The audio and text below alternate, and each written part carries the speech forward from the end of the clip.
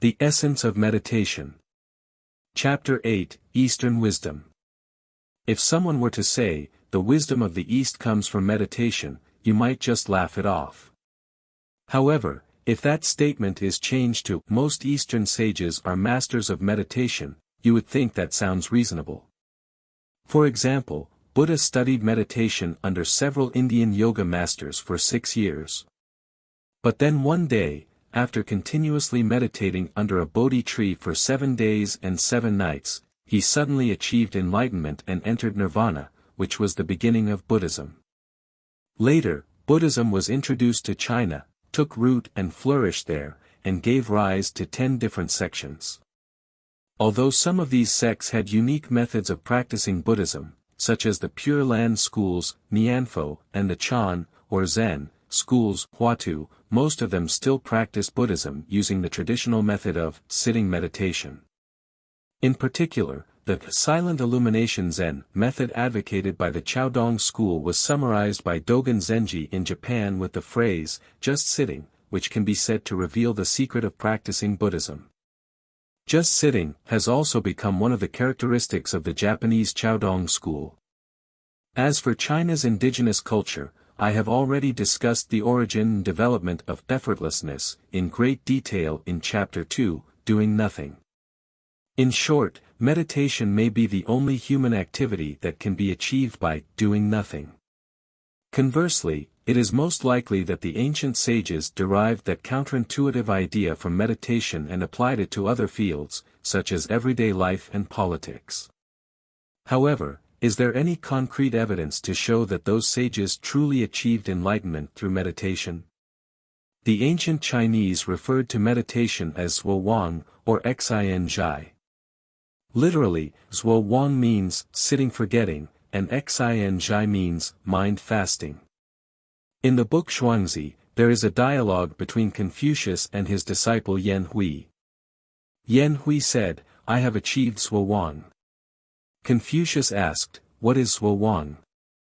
Yan Hui replied, "I have paralyzed my limbs, shut off my senses, made my torso disappear, abandoned my intellect, and merged with the universe. That is Zhuo Wang." Confucius said, "When everything becomes one, distinctions between good and bad disappear, and one can let go of permanent attachments. You have truly become a wise person. I want to follow in your footsteps." According to the above descriptions of Zhuo Wang, we can clearly see that the ancient sages not only achieved enlightenment through meditation, but also reached a very deep level of awake sleep. Perhaps, paralysis of the limbs, and closing of the senses, can be understood by beginners who have practiced meditation for 1,000 hours or more, but disappearance of the body, cessation of thought, or abundance of intellect require more time and patience. These phenomena only occur when the body enters a deeper sleep state, and the sensory nerves and motor nerves are completely shut down. When the body disappears, you lose the sense of space. When thought stops, you lose the sense of time. When both of them happen, you experience a wonderful feeling of transcending time and space, as if merging with the universe. As for what kind of philosophical reflections and religious perceptions can arise in that unity of heaven and humanity, for example, Taoist effortlessness and purity, Buddhist impermanence and selflessness, Confucian benevolence and righteousness, etc., they vary from person to person and are beyond the scope of this book. However, as Confucius said, when everything becomes one, distinctions between good and bad disappear. Thus, I believe that most of those philosophical and religious reflections and perceptions do not fundamentally contradict each other. Even when some of them appear to be in conflict, there is nothing right or wrong, deep or shallow, about them. In modern times, with the spread of Western culture to the East, Western thought and Eastern wisdom collided between two Easterners. One was Hu Shi, an important figure in modern Chinese intellectual and academic history. Hu's academic interests were extremely wide-ranging, including the Zen culture of Buddhism. His contributions to the study of Zen Buddhism focused on two aspects: a rigorous examination of Zen Buddhism's history, and the sorting and summarizing of Zen Buddhist thought. The other important figure was D.T. Suzuki, a Japanese cultural communicator who brought Zen to the West. Due to his promotion of Zen studies, the Western world began to take an interest in Buddhism, which also stimulated a renewed interest in Buddhism among Easterners. Suzuki's greatest contribution to Zen studies was editing and translating Zen Buddhist works and, in his own works, linking Zen to science and mysticism, thus arousing a widespread interest in Zen studies in the Western world, where he is known as the Zen master of the world. In the 20th century, both Hu and Suzuki were renowned masters in Zen literature and philosophy, and corresponded with each other. However, in later years, they had a dispute. The reason was that, based on his research, Hu discovered a lot of falsification in the history of Zen. 90% or even 95% of Zen, he said, is nonsense, forgery, fraud, embellishment, and pretension. These words may be harsh, but they are my honest opinion. In response to Hu's criticism, Suzuki argued that Hu was merely an historian and could only understand Zen from an historical background, knowing nothing about Zen itself. Suzuki emphasized that an historian of Zen must first have an inner appreciation of Zen's spirit before making an objective analysis of Zen's history. Although Hu knows a lot about history, he said, he knows nothing about the actors behind history, so his study of Zen history is just a pile of fragments after history is dismantled. In this long-standing debate, Hu believed that it was all about the difference between religious faith and scientific methods. In a letter to a friend in his later years, he explained, most Japanese scholars are followers who use modern scientific methods to study, of course, with limitations and incompleteness.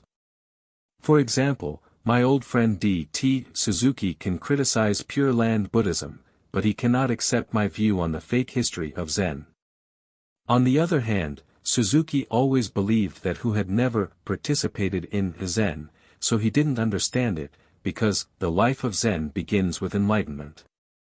Suzuki also believed that, in the history of Zen, there must be some necessity of weaving imagination and fact together. In addition, enlightenment can be explained as a kind of intuitive insight into the nature of things, which is completely opposite to analysis or logical understanding. Suzuki also believed that Zen is an actual, personal experience, not knowledge that can be obtained through analytical or comparative methods. From this debate, it can be seen that rather than a clash between Hu and Suzuki, there was a clash between Western and Eastern thought. Hu, representing Western thought, followed reason and logic, analysis and comparison. His principle can be simply summarized in 4 words: show me the evidence. On the other hand, Suzuki defended Eastern wisdom, which follows intuition and experience, imagination and inspiration. To him, Zen was a kind of wisdom and a way to liberate the intellect.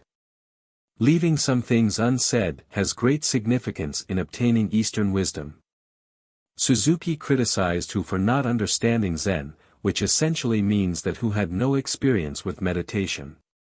On the other hand, Hu criticized Japanese scholars as mere followers, which essentially means that although they had insights from their experience of meditation, they did not truly understand the biological nature of those experiences.